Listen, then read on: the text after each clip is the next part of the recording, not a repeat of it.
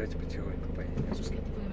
L'OTAN dit avoir la preuve que des troupes russes ont franchi la frontière ukrainienne et pénétré dans les régions de Donetsk et Louhansk après la reconnaissance par Moscou de l'indépendance des républiques séparatistes. Même si d'autres sources soulignent que des éléments russes sont présents secrètement depuis 2014 pour soutenir les rebelles dans cette zone de l'est de l'Ukraine.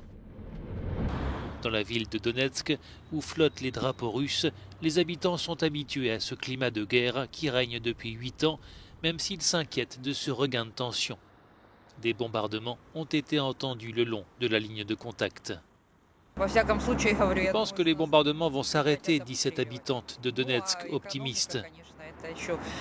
Malgré la guerre, nous ne sommes pas partis ni en 2014, ni après, et nous n'irons nulle part maintenant. Dans le centre de Kiev, la capitale ukrainienne, pas de bruit de bombardement, ni de traces de militaires. La vie suit son cours. Les habitants sont loin de la ligne de front, mais ils disent craindre une guerre d'ampleur. Bien sûr, nous avons peur, c'est normal, tout le monde a peur, mais nous avons décidé de rester et de défendre notre patrie. Une certaine nervosité règne aussi à l'ambassade russe à Kiev. Moscou a annoncé son intention d'évacuer son personnel diplomatique d'Ukraine.